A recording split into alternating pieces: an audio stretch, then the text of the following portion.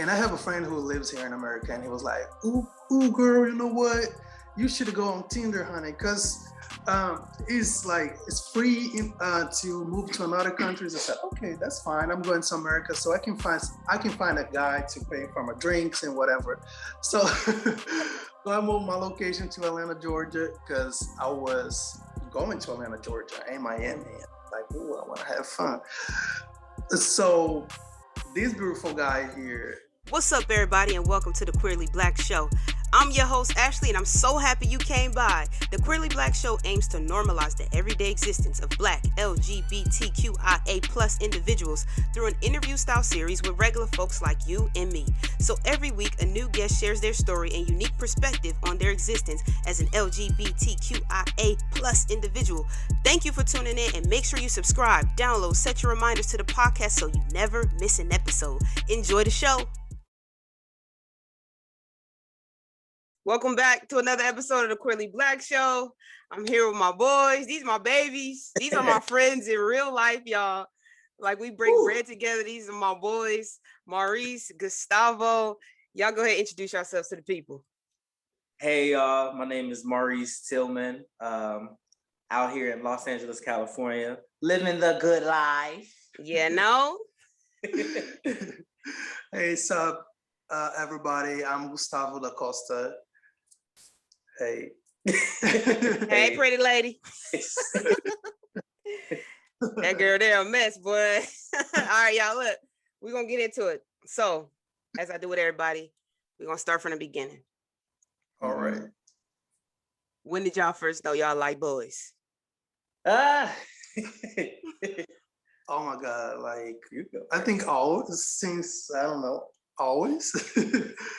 I don't have like a concrete answer about it, but I already knew that was different, like in a certain point, because I was like, I feel kind of jealous about this little friend. So I don't know what I feel, but I feel I'm jealous. Like, so I don't know.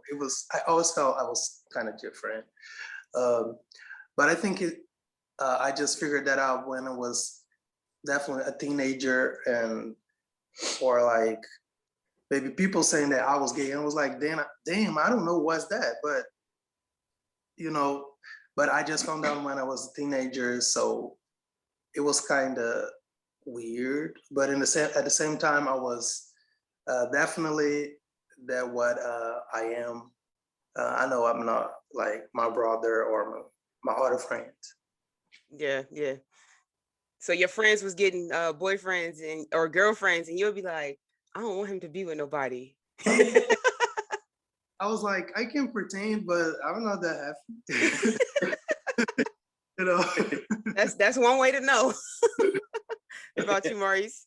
For me, I knew I liked boys probably since most vividly the second grade. Yeah. Yeah, like my best friends, like my guy friends, I knew like there was just a sense that I had, like, even though I had like girlfriends since like the first grade through fifth, even though she cheated on me and did all of that and gave me heartbreak early, that I like boys. Like, is this PG or rated R? What can say whatever you want to say. Say. Whatever you want to say. Like, I mean, I remember them camp days, like in second and third grade. Like, I was real interested in like smelling the drawers. Oh my God, no. Lord have mercy. It's true. So I really did. But then my first like official relationship was when I was in the seventh grade, and my first boyfriend was in the fifth grade. So it started early for me. Yeah. When did y'all come out? For me, I came out when I was like the ending of my junior year, and I was in military boarding school. So that was a really tough thing for me. Already being away from home, being at a predominantly white school, camped up in a little room. Like, for me, it was pretty tough. But towards the end of my junior year. For me, it was like when I was 21, I think. It was like kind of hard situation for me because I definitely had a straight relationship, and some like in a certain point, like coming out of the closet, it was kind of hard, especially like for my ex-girl at the time, and for my parents. But like, you know what, like Black families, oh, like they don't want to talk about it. They know about it, but they don't want to. So they, okay, all right, so we won't talk about this anymore. And so they know, but they feel like we don't should have talked about it. Yeah, just like brush under the rug. Yeah. Move on to the next subject. Yeah, they say, okay, let's move forward. And so, yes.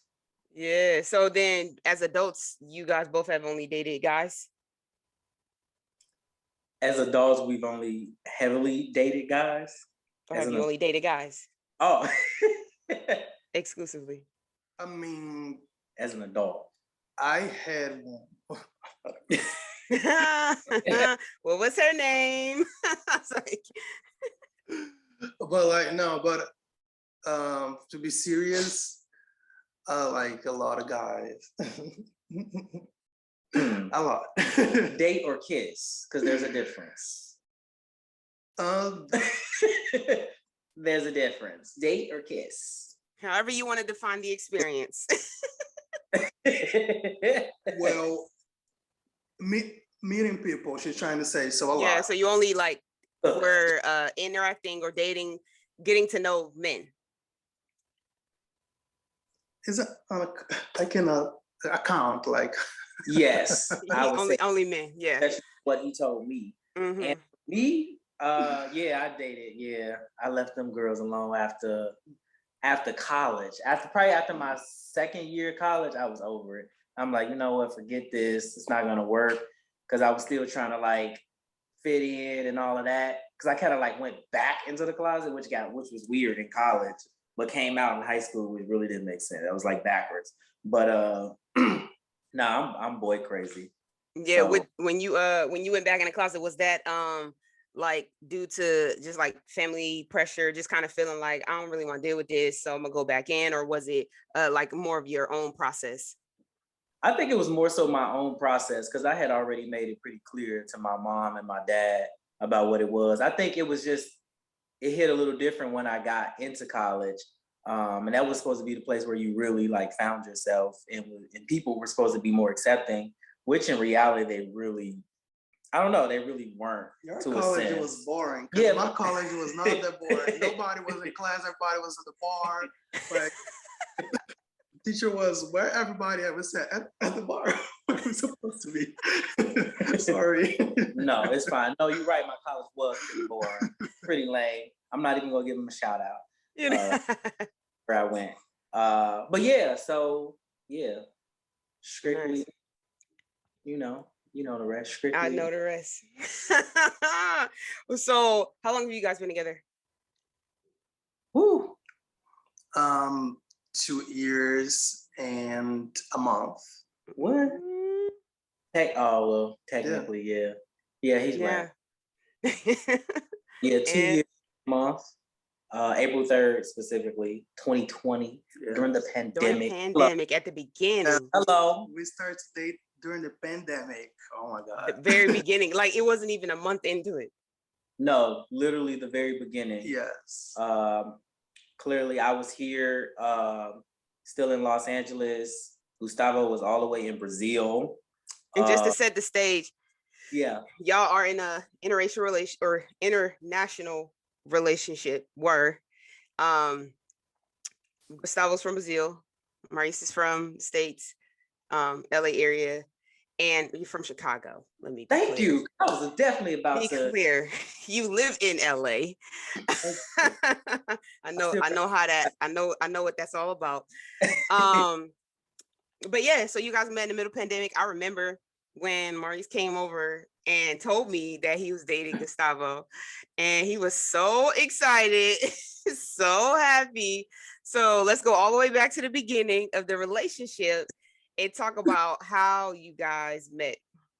Oh my God. Okay. Okay, right. You want me to go? Or you want to go?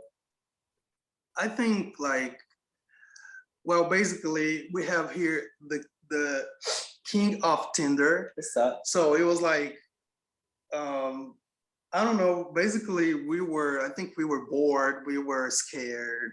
That's gonna be the title of this. I think you gotta speak for yourself. No, I'm saying like we were bored. In a pandemic, so we were like, we don't know. Everybody was kind of lost, and so we feel lonely, lonely, and when he say we, he mean I. Yeah, I felt because I wasn't feeling all of that. Well, keep going. So, and I was like praying for the pandemic just just end like super fast, because I was about to come to America like in 2 months. And I have a friend who lives here in America, and he was like, ooh girl, you know what? You should go on Tinder, honey, because it's free to move to another countries. I said, okay, that's fine. I'm going to America, so I can find a guy to pay for my drinks and whatever. So, so I moved my location to Atlanta, Georgia, because I was going to Atlanta, Georgia, and Miami. Like, ooh, I want to have fun. So this beautiful guy here, he was here in Los Angeles, but his location was in Atlanta too. Yeah. I don't know why. So neither one of y'all was in Atlanta. No, I put myself in Atlanta because we know why you put yourself in Atlanta. I was getting hits left and right. Bow, bow, bow, bow. I had over like 2,000 matches. You know what? I was doing it. Me too. But I had more than you. But I was doing it. Can I interrupt or? Yeah, okay. Yeah. So we officially matched on Tinder. I was about to give up on Tinder. Like I was completely over it. I got on, got off, got on, got off. But yeah, after we matched though, and I still got all the conversations, all the shots, everything. Okay. Yeah. So I sent a message first, just hello goes a long way. And that kind of just like the conversation just kind of just flowed and went back and forth. That same day, I was just like, hey, do you got like WhatsApp? And a lot of people don't know what WhatsApp is. The people that know what WhatsApp is are the ones that travel and go international. But I was on WhatsApp and I said, hey, you got it? And he gave me his WhatsApp. But then he jumped on and was just like, hey, video chat me, because I was just going to send a message. And we video chatted for the first time. And literally, there was no struggle. There was no everything was just like, it just flowed. It was real genuine. We literally talked every single day. Like we didn't miss a beat. And of course, during the pandemic, we had a lot more time, but we really got to connect with each other emotionally versus physically. And it just literally flowed. We literally did not miss a beat. And we got to, after 4 months, because actually right when he was gonna come, 2 weeks, I think a week before he was gonna come, the border got shut down. So that was a huge disappointment that we weren't gonna meet for the first time, which actually I think worked in our favor. But 4 months after, we ended up going to Cancun together for 6 days. It was very I don't know, it was exciting. We were both nervous at the same time. But it was literally like paradise. It was a really beautiful experience. And then you had those thoughts like, am I gonna like this person? What if I don't? And if I don't, I was scared. Like, we gonna have to get separate rooms. Like, what are we gonna do? But no, it turned out to be amazing. The beach, the food, our relationship, our chemistry, especially the physical was just amazing because we hadn't seen each other in that 4 months straight. Y'all nasty. And right after I told him, I said, well, I don't know if you like me or you don't like me, but you should drink something. So he gonna make you like me. There you go, right. You gonna warm up to me. So wait, so when y'all had your location in Atlanta, what was that conversation about where you actually were? And did either one of you, Gustavo, your location was in the United States, so you were probably pretty sure that the person was in the States. And then Maurice, when you found out Gustavo was in Brazil, what was that? Well, it wasn't a shock to me, I don't think, because from what I remember, he had his profile filled out, unlike a bunch of other people. So I believe it already said, I'm gonna have to go do my homework now. It already said like from Brazil, wanting something serious, this, that, and the other. So I already knew that he wasn't from the United States. Okay. But I was still interested in like getting to know him and give him a chance to see what he was really about. Of course, he's beautiful. Yeah. Yeah, when I saw him the first time, it was like, damn, you're so cute. He was like, no, I'm not. I said, yes, you are. I was looking like an old man that lived in a cave. It was the pandemic. But okay. Yeah. But okay, I'll take it. Too cute. Thank you. So y'all went to Cancun. That trip was successful. Gustavo, you went back to Brazil after that. Yeah. And then when did the conversations about moving to the States, or when did you tell your families that you were dating somebody that was from another country? Well, actually, I was not that like hopeful. I was like, I don't think he wants something serious. I was like, he just want like have fun or something. So let's see what we can have. Like, so we went to Cancun and have like wonderful days. We had wonderful days in there. So when I came back to Brazil, I was like, wow, it was very nice. But I remember like a month apart, he texted me one day. He said, hey, you know what? Just prepare some place to stay because I'm going to Brazil in a month. I was like, huh? He said, yes, I'm going there. So I wanna see your family. I wanna meet you, meet your family, your friends. And I was like, wow, I think it's serious. I think it's serious. So I introduced him as my friend. Mm-hmm. My friend. My little friend, my special friend. I won't put my life in risk, honey, just to guy, maybe he doesn't like my family, I don't know. So I introduced him as my friend. But everybody knew that it's not that. Right. I was talking to you every single day, and they knew I was talking to you every single day. And so it was, I think he went there in October. Yeah, the end of September. Yeah.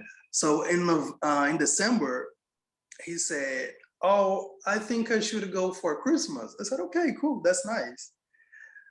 But he said, I have a surprise for you. I said, oh, cool. He said, I'm going to your to Brazil for your birthday too, because my birthday is in December. So he came to Brazil twice in the same month, like 1 week apart. I was like, that's dedication. Oh my God. I remember that. I remember that. And I was like, that he's serious. I said, I can't believe that. Yeah, and for me, I think the first time I was going to Brazil, which was in October or September, October, that's when right before that, I kind of told my family, my sister, who I was dating. I told my mom about it. I didn't tell my dad right away, but it wasn't because I was hiding anything. I was just letting them know, hey, I'm going to Brazil. But for my mom, I made sure I told her specifically that, yeah, I'm dating somebody. And of course that, made her worried because I was leaving the country, that kind of thing. And for her, it didn't make any sense. But she's better now. But yeah, so after I think after 8 months is when I came and told my family that I was dating somebody from another country. Nice. And then what was that that process of because now Gustavo, you live here in the States. How difficult was that process of like figuring out, okay, if you Gustavo were already coming to the States before, so now you're coming now, and then like just trying to figure out like how that's gonna work, like with you being able to come and like the process of living here. How difficult was that process?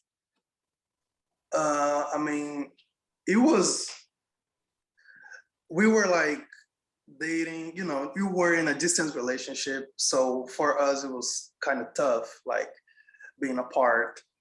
And we just decided to, you know, like move forward. But it was very genuine for both of us. We were like, doesn't make sense for him like being come and going, because back in that time the border was closed for me to come. So actually I have to quarantine in another country. So so I'll be able to come to America actually. And so we were like, okay, let's figure that out. Let's find like something that we can do for you to come here. So we went to Costa Rica for 15 days so I could come to America. And this was all because of like COVID, like there was like Or- just like a bunch of restrictions Yeah, happening at that time. So it was like yes. there was like all these like barriers to trying to get to I want to preface that because some of that stuff may have changed now, but that was like during COVID, it was extremely difficult to Yes, travel from one country to another without like quarantining or like having all these like special permissions, if you will. yeah. Right. The ticket flights were like super cheap, but you cannot go to anywhere. Definitely. So yeah, we like we started playing in December, I think, and so in March 2021, um, we went to Costa Rica, yeah, for 15 days.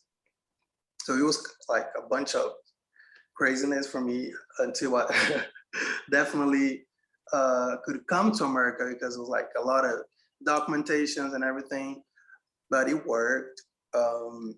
Yeah, so first I came to America, it was kind of, oh my God, what am I doing here? I don't know. So it was kind of weird. I was feeling like completely lost. Yeah. I was like, I don't know if I like it. I don't know if I made a mistake or something. Was that the first time you had ever been to the States Yes, yes, at all? yes. Wow. So it's the first time in the States and wow. Here, like, but Yeah. I think it came naturally. Like everything came naturally, day by day. So I said to myself, I told to myself, like, for me being here, I have to uh, feel a part of the city, part of his life, of the culture. So I have to, you know, like be more acceptable and take that space for me, because if I want to be here, I have to take that space and take, you know, like, and know his family and know everything. So it was very organic, um, but of course, it was not that easy. The beginning, I was crying. I want to be here. He Yeah. was, oh, I look this or that. I was like, I don't like it. But now it's like, it's very cool. I like Yeah. it. And for people who are in international relationships or relationships like this, what were some of the things that you guys were able to do to make, obviously for you, Gustavo, to get more comfortable here? And then like Maurice, what were some of those things that you feel if someone's dating somebody from another country, bringing them to the States, what are some of those things that they can do to like make that a better or easier like transition? I mean, I think for the relationship, you have to be honest all the time, and communication, like, is the best thing ever. But I think for somebody who's tried to come to America, is like, never lie about your status or anything. Just be like realistic about it, because they know everything about you. I mean, just they know everything. Mhm. So try to be, you know, like, do everything right. If you have a chance to have a lawyer to make the process easier, just make sure you can have your lawyer. Um, yeah, I think that's it. How That makes expensive is it to become a citizen of this country? I think you can. Oh, how expensive is it to become a citizen of this country from somewhere else? It was like 6,000. I mean, it's more than that because you still have to get your. You just have your permanent residence. Yeah. And now he has to get. After what, 2? After 2 years, I have to apply again for the citizenship. And that honestly, we don't know how much that costs yet. By now, just for your green card, so the process, like they request for a medical exam and like all the tests and the government taxes. It was like, and the lawyer, it was something around 6,000. I think like 6,000 or more. And then still got to go through. Yeah, and she said, I see you guys in 2 years. For more money. That's the biggest part of it. Probably 2,000. I don't know. So I gotta ask, because I just have to, and because y'all my friends, I gotta ask, how have y'all watched that show 90 Day Fiancé? Heard of it? I've seen a few episodes, but I've never really was too into it. Yeah. I was watching it during the pandemic. Did you find any similarities in like stuff that they were dealing with in your own relationship? I don't think so. Like maybe during maybe the process of like the documentation process, but in the personal lives, I think they have very dramatic relationships. It's so extra. It's so over the top. It was very organic. It was very, very real, like genuine for us. I was never lying to him. Like we do this stuff right. Of course, we not a perfect couple, so we have a lot of differences, culturally, like we have like a lot of differences, so we can, argue sometimes, but everything's fine. That's normal. Y'all found a church. You have a rice cooker. You got. We're good. Yeah, have everything. Like that's awesome. No, I mean I love y'all. Y'all know that. I love y'all's relationship. Y'all just make me smile every day. And so 2 more questions. If you had a theme song for your life, what would it be? Can we have separate theme songs? Yeah, absolutely.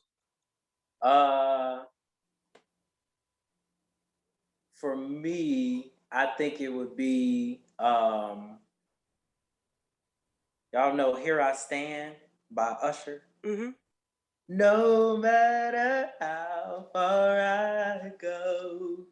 Yeah, that's my song. That's my jam. I think that's like a real big thing for us, especially because we really didn't know when we would see each other. Like it got scary, and like there were times where even just with him coming, I think he had to go home like 3 times in like one day, just because they said, "Oh, you need proof of purchase for this ticket," or "No, we don't take cash. You need to revert it back to this." It was just like he needed it was like a vaccine or something in there, like a shot or something.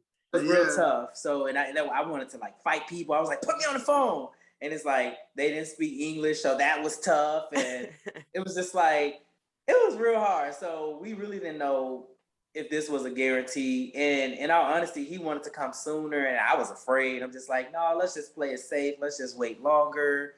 But that song, "Here I Stand" by Usher, still stands true today. It's just like, no matter what, no matter how far we are, we're gonna make it work. And I told him that. I gave him my word. We're gonna make it work. I know it probably ain't like a fun theme song, but it's like a genuine. Well, life is serious. Life is freaking serious for real. And I think that was the dramatics of our relationship of just like, oh my God, I'm not gonna see you. And I've never felt like that before. So we were crying all the time, like, oh my God, you leaving, like crying. Yeah. You got a song, Gustavo? Yes, I think "Weak," the SWV. SWV? Yeah. You know about that? I just saw that in concert. Yeah, that song came out when I was born. Yeah. I put up for that. He liked that song now. Oh, okay. Nice. And last question. So if you had advice for somebody who, for you guys specifically, someone who's in an international relationship like you were, what advice do you have for them? Advice that I would give to a couple in an international relationship. I mean, Gustavo kind of said it already. I would just say, just be 100% transparent about what you're thinking, about what you're feeling, because that is like so important. And that goes a long way, because then you can take what they said and y'all can have an opportunity to like really break it down and figure out if you're really meant for each other.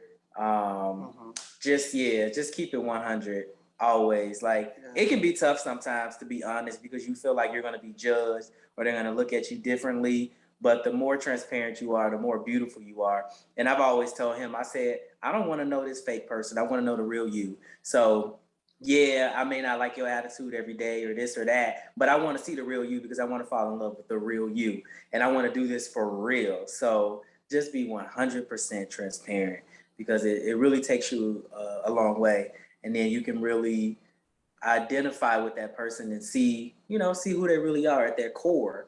Not to change them, but just to know who they are, and then give them the opportunity to grow. So that for me is the biggest thing. And I have to say this because for me, like, the biggest thing that I strongly admired about my husband, who's my husband now, is that there was definitely growth. Like, that's always been hard. When you say something, hey, I didn't really like that you did that to me, or that you said that, there's growth in that. I always see the growth. I always see the his dedication to like switch it up a little and try it this way or do it this way. But yeah, just be 100. What about you? Love that. Yeah, I'll say communication, because we are like two individuals and we were apart. So we have to communicate how we feel and everything. Like, what are you doing? Like, we have to keep that, because we're not together all the time. So sometimes you cannot definitely understand what the other person feels or what the mood of the day, like, so I think communication was very important. So you have to, like, to communicate, try to entertain yourselves, like, do something together, like watch a movie, even the distance, do something that to keep that relationship, to bring that relationship closer, because we were so apart, but at the same time, we felt we were so together, so connected. We were spending like 7 hours on the phone every day or something. We're never. Thank God for unlimited Wi-Fi. I know, right? I wasn't even paying for it. You Yeah, and he was very good. So I think communication and like be transparent, be genuine about what you want and for who you are, actually. Because that is kind of hard, actually, to find somebody that wants something genuine, first of all, and second, be transparent and honest about what you want and like communicate. So if you're really into it, you have to, like, do that. Or you don't have to. It's just advice. Just your opinion, right? No, that's great though. I think that's amazing. But yeah, man, thank y'all. I love y'all. Y'all know that. Love you too. Tell the people where they can find y'all. What's y'all handles on socials? For me, it's for Instagram is at TikTok07, and that is TICTOC07. And yes, I was the first. I came before Kesha, and I came before this little TikTok thing that's going on. TikTok07. Yeah, my IG is Coke Gustavo. Say KOCK Gustavo. That's my name. And they both married. So don't be in their DMs. Oh yeah. Yeah, don't be in my DM, y'all. They're married to each other. I mean, and if you are, I'm just gonna tell him. And he gonna tell me. it depends how much money you can offer. So we can. Whatever. And with that, this is another episode of the Queerly Blax Show. I'm your host. I'll catch y'all on the next one.